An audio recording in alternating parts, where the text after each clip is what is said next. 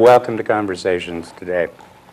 Before I do anything, I want to take a swipe at NORML, the group which is trying to legalize marijuana.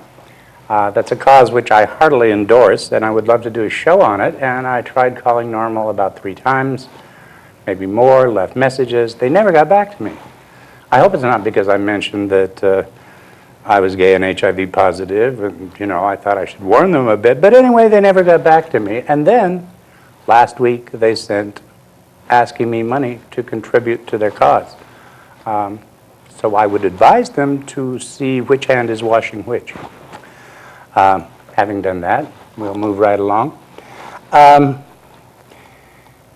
Best friend is a word I never use because it's not a competition, but having said that, my guest today is someone who, for the longest period of time, has given me consistent good advice, affection, support, intelligent conversation, and all those things that go with making a good friend. And we've never fought, which somehow in there says something. Anyway, I'd like to introduce Joel Baird today, who has been on our show before, who has something to do with MCAT, has something to do with the Kastl Theater, who was my first guest on the show, and makes for a good reason to have you back. Well, thank you. Thanks for the introduction, Greg. That was very sweet. Let's start with the Kastl Theater. That's a cause that's close to my heart, and I've supported it in every way possible every time I did things. What has happened in the years since? Yeah, has it been a year? Golly, I guess We did this show, it's over a year. Yeah.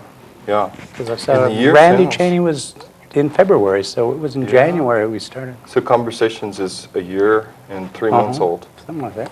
Well, the Kastl Theater, since we last talked on TV, has undergone a pretty strong change because in December of 2000, an anonymous donor very generously offered to pay all of the outstanding debt of the theater. So that's about $18,000 cleared off the books, so that even though the Kastl equipment is somewhat old, it is serviceable. And even though you could call it junk, we own it. It's our junk now. Thank you to whoever that anonymous donor is. Yeah. And additionally, just last Friday, I received another grant from the Engelhardt Foundation, $6,500 to pay for a new sound system, which is something the place is sorely, sorely needed. But there's been other changes there, Greg, it's true. I mean, it's changed in the sense that I feel like a little bit it's starting to take on a life of its own beyond my input to it. And, I work with Tam Armstrong, and making it into a nonprofit was our idea together. And I think it's taken on a life of its own through volunteers and board members. And I'm really pleased to see that, because I don't want to be the keystone or the linchpin or the...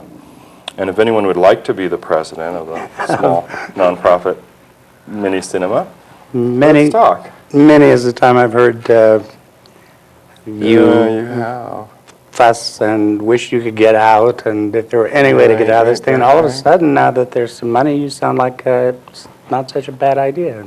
Oh, to get out, yeah. No, getting out, but still, that it's not such a bad thing to be there. Right, and it wouldn't be such a bad thing for people to get involved in. I think in the early days it was struggling really hard, and now I think we have kind of a sense that not only are we going to be able to provide the basic mission that we wanted, and that was the art cinema, and bringing films that were difficult to see to Missoula and allow people to see it in a group sort of situation, rather than a home on video or DVD or through a satellite channel or something, but that we're going to add stuff. For instance, MCAT, my other hat, I work down here.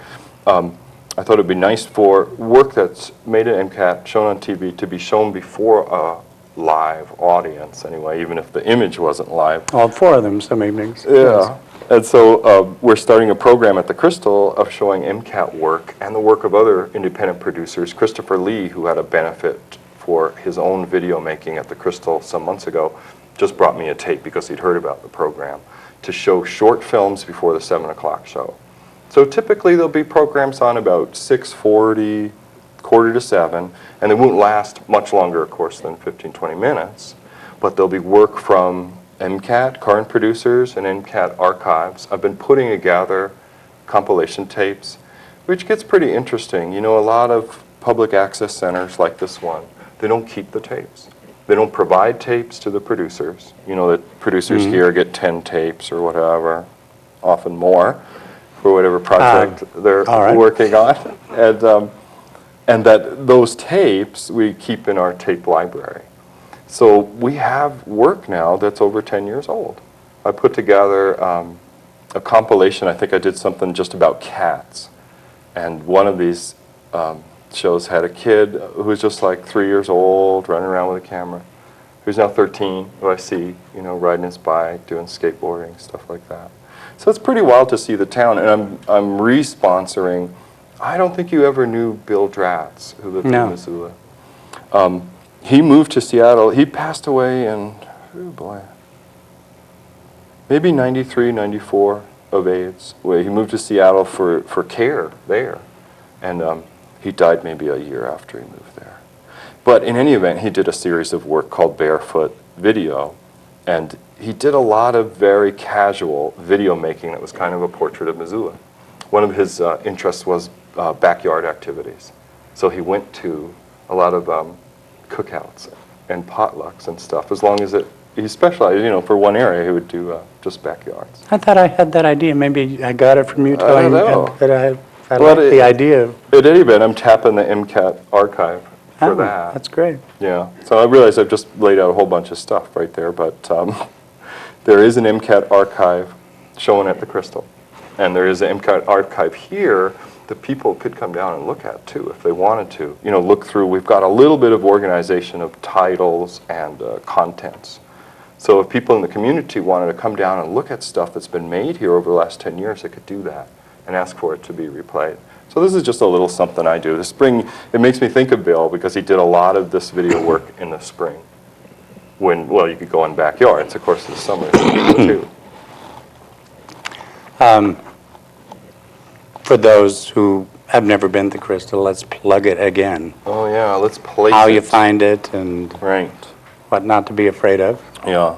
I think, you know, once people know where a facility is and where the facilities are within it, the bathrooms, then they feel, you know, I know where to go and I know where to go to the bathroom when I'm there. Well, it used Then to be. it's more solid. It used to be you just walked through a video store and walked straight back, and you were in a theater. And now There's a restaurant. there's a restaurant that handles the overflow from the break upstairs and The bridge. bridge and that's okay.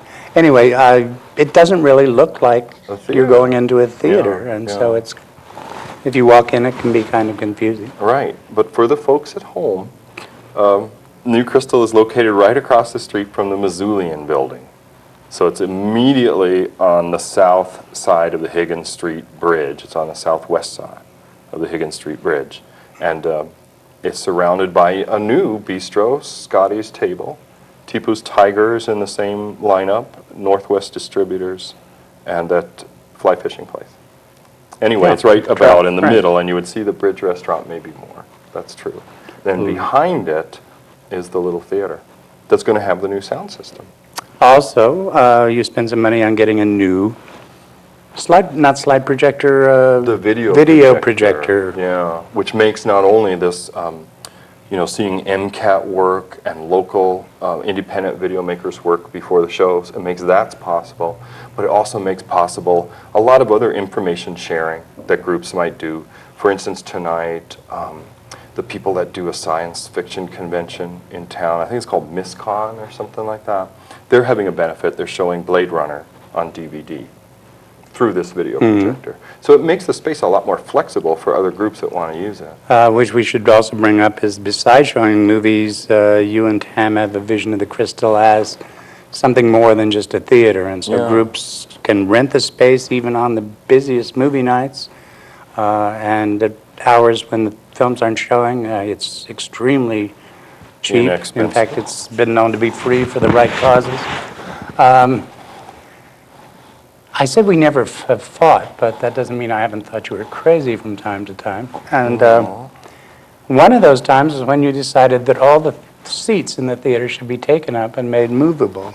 Oh, that's right. And you mentioned that in connection to our recent Oscar party. Yes, I went to the Oscar party on Sunday, and it was set up with all these tables in different places with candles, and the seats were moved at different angles, and we had the video projector so the Oscars could be seen. It was quite an evening. Yeah, and it looked pretty cool, didn't it? Yes, That's it the looked thing. great, and the bar that I thought you were crazy for holding on to looked really good. With the rattan It top. took 2 years for it to really find its Actually place. get used, yeah. but, I was a very it was generous yeah. donor who lived on the South Hills. Yes. Their name escapes me now, that donated that bar with the rattan top. It actually has a matching rattan sink that goes with it. But yeah, doesn't the space seem flexible? It does. So it's essentially like this one, only bigger, but it's a concrete box. Put that out there, though, for those of you who were thinking about fundraisers and parties, et cetera, like that. You could pick a movie that you would like to show, and now that we have the projector,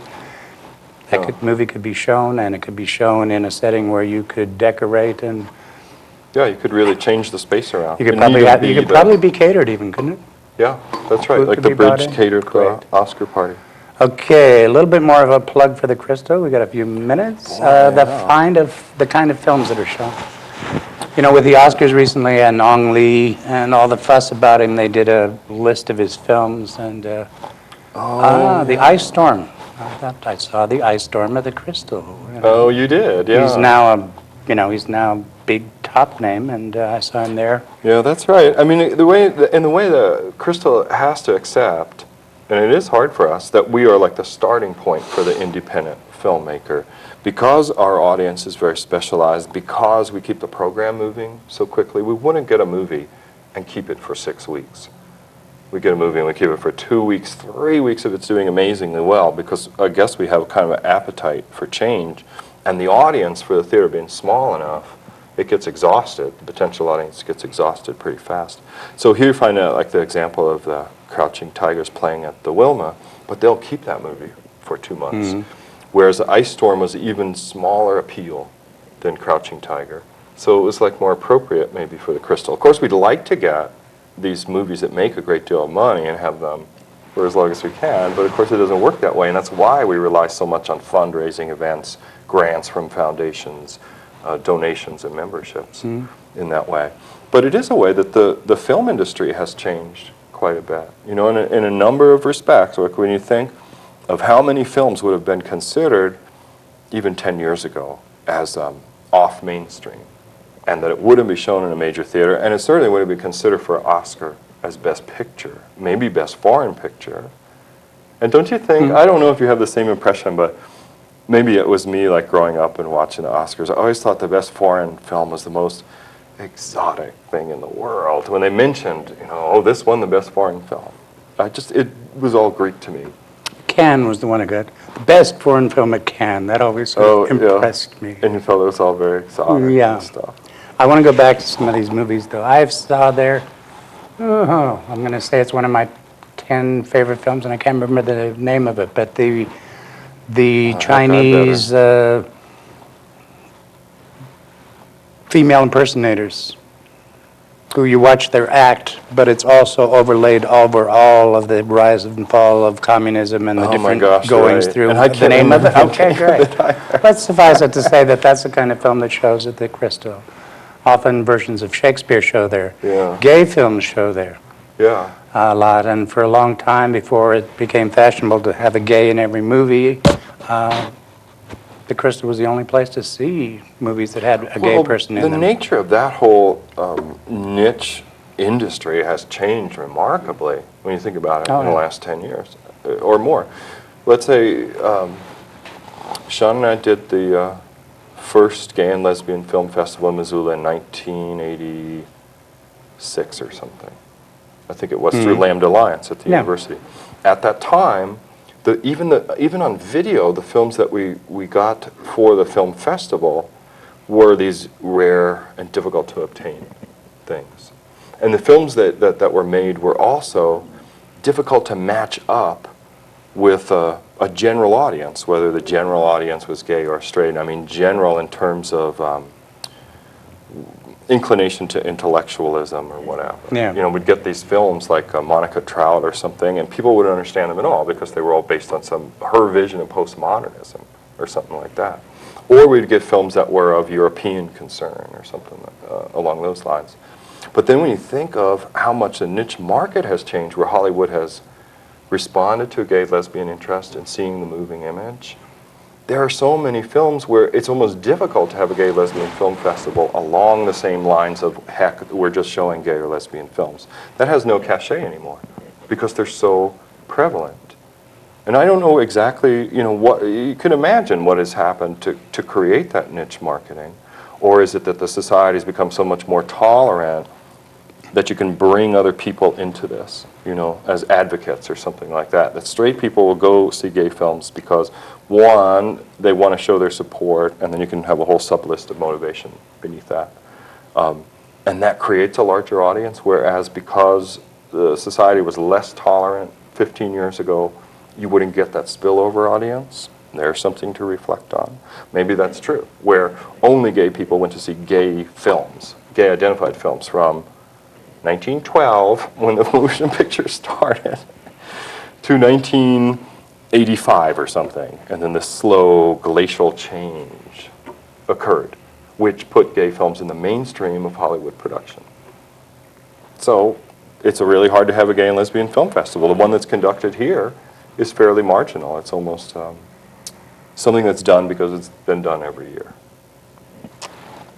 Local films also show there at the Kastl.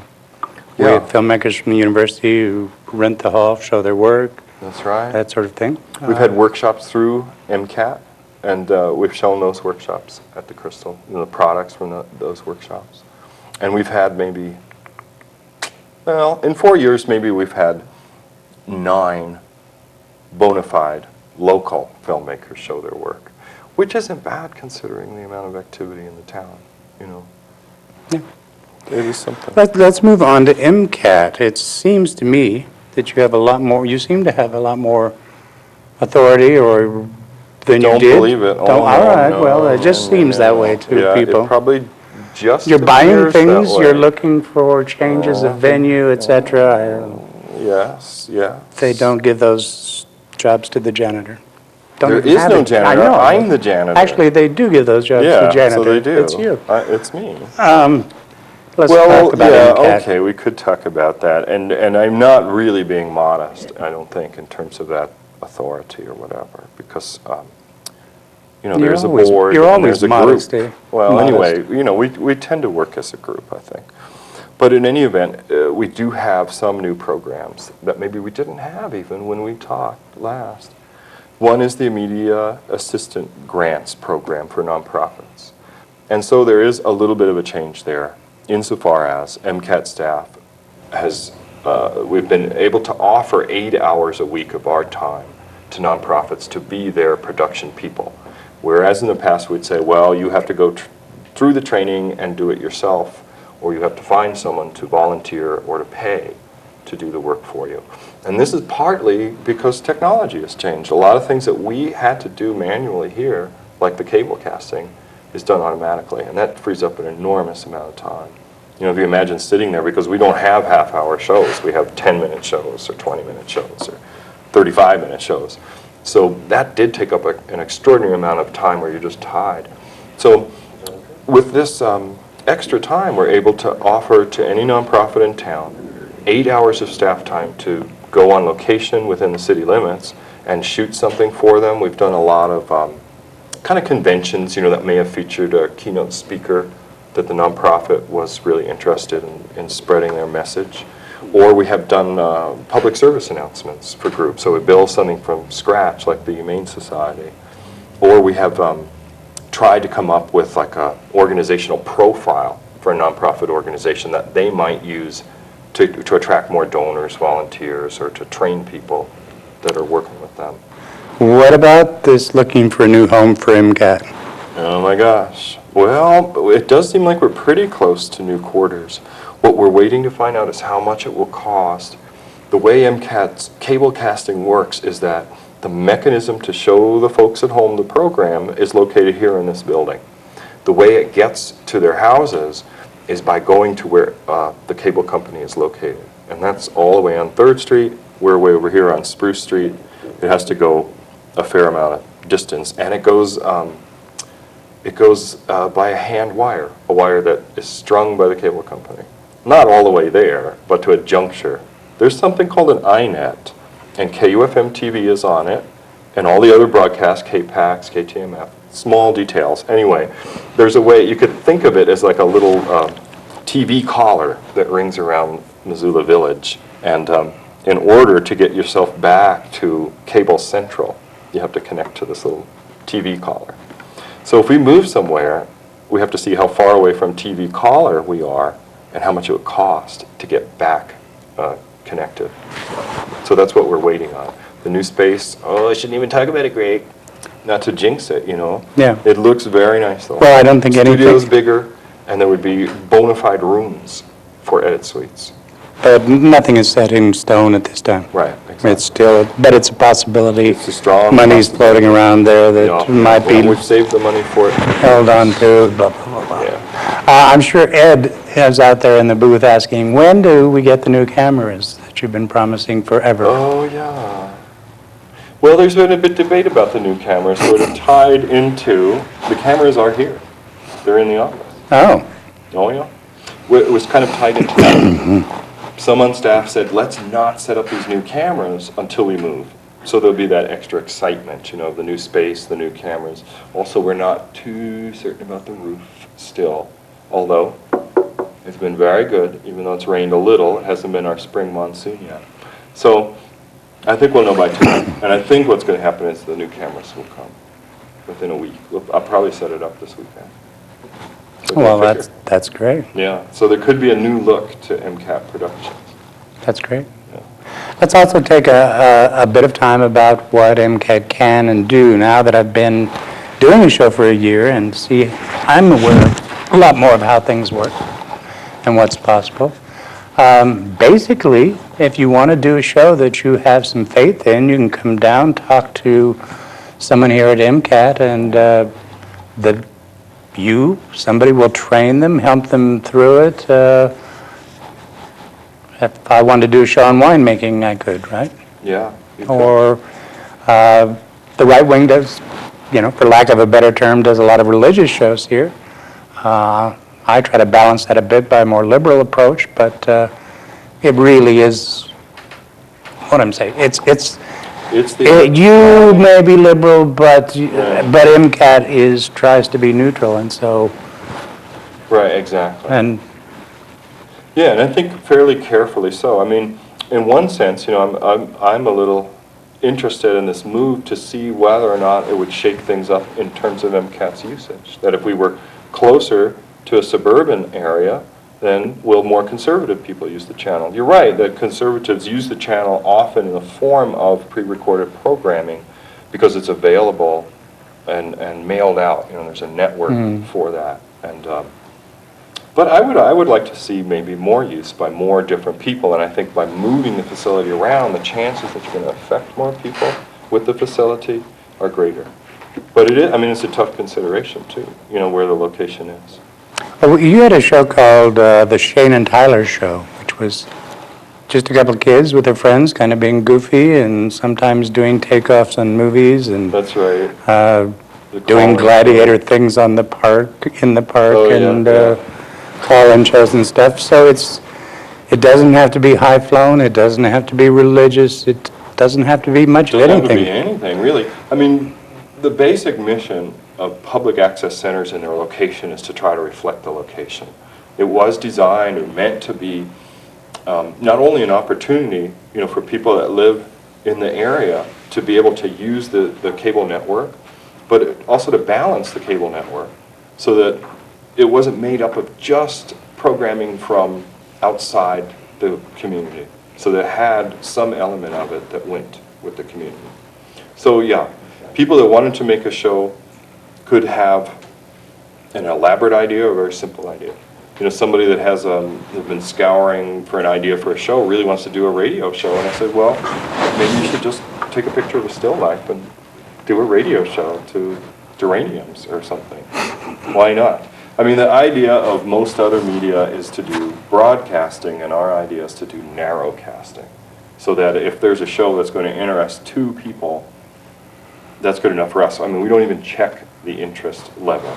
Another good analogy for a public access center is a library that helps you create your own book. Okay, Joel, I'm going to kind of stop you there Okay? because we have somebody coming, I guess, Yeah, I in was a few wondering minutes, that. and I want to talk about myself for a minute here. Oh, very good. Among all the things that you are to me, you're also kind of good luck. When we started Outspoken, Crystal did a little article on the Crystal Theater, and your picture and mine and a few other people were there just so that we'd have pictures in Outspoken. You went to the first gay and lesbian potluck I set up. Oh, that's right. I haven't been to many more. I was going to say, I don't think you've never been to another one, but you were there so you were there at the first one to show your support. Last year when this thing started, not only did you urge me to do it, you were the first guest. And so, for those of you who don't know, Outspoken was a paper publication which has had I think, a long and dignified life, but has died. And rather than for me to try to start it up with a different name and do it all over in paper, I thought, let's do it on the web. So, hopefully this show, if we do it right, will show Sunday night at 10 o'clock, and at that time, they'll see how to get onto the website when they can go to rural, as in out in the country, Rural Irony, IRONY, and then it's .homestead.com. And we'll check that, make sure that's right, and we'll put up a sign. We'll put up a character generation. Yeah, Sure. you and I edit so that we can do that. We can. And have it ready, and then we can sit at 10 o'clock, or I can, and watch as the numbers come in, see if anybody actually watches this show at 10 o'clock And Sunday. hits your website. And hits the website. Are you going to offer prizes or anything? For The- the first 100? The first 10 callers, no. Oh, well, you should. I would like to say a bit about the website, or about the magazine, let's put it this way. Ed, who is in the booth, when he thought it'd be fun to do a website for conversations, and he put a lot of time into it, a lot of effort, but we didn't finish it, and da-da-da-da-da-da. But now that we're doing Rural Irony as a magazine, and there's going to be advertising, then we have to be a lot more professional about things. So what we got is Rural Irony Incorporated, which is basically Ed and me, which runs conversations and now is going to run this magazine as well. And we'll be selling advertising. We'll be trying to get people in the community to write.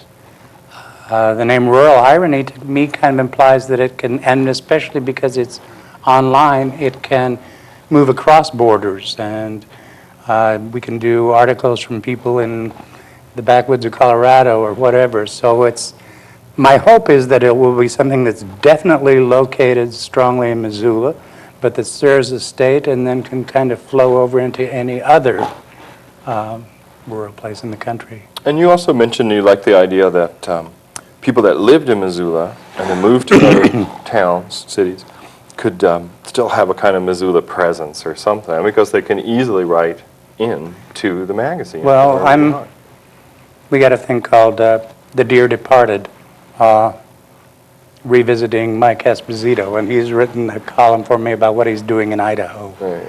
I'm just thrilled with all the possibilities like that, because it means that when someone leaves the community, they don't have to leave the community. They can be part of it, they can help edit, they can actually have a job on the paper and be in Tulsa. And Right. I'm thrilled with all of that kind of thing. So I really do hope people will take a look at that, at Rural Irony. Now that's about our time, isn't it? I think I think so. we can Oh, wind you it did up. really well. I've been clock watching. So, MCAT, Right. doing well, but needs people to come along and actually use the surface. Yeah. Yeah. And if we move, I think we'll really try to make people aware of where the new space is and what the services are.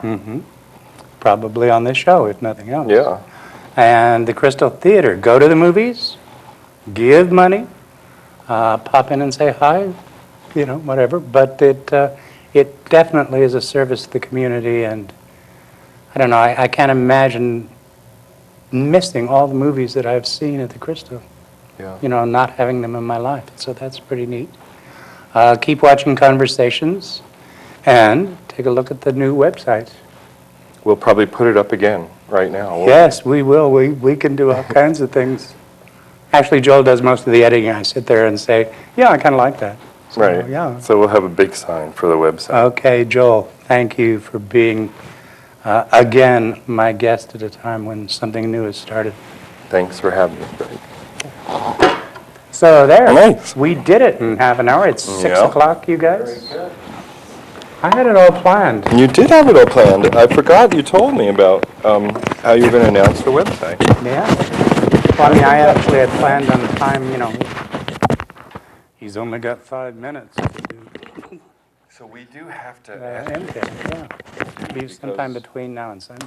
Should I roll these cameras up or switch them immediately to use the studio? Oh, you can roll them up because I really don't know what to do.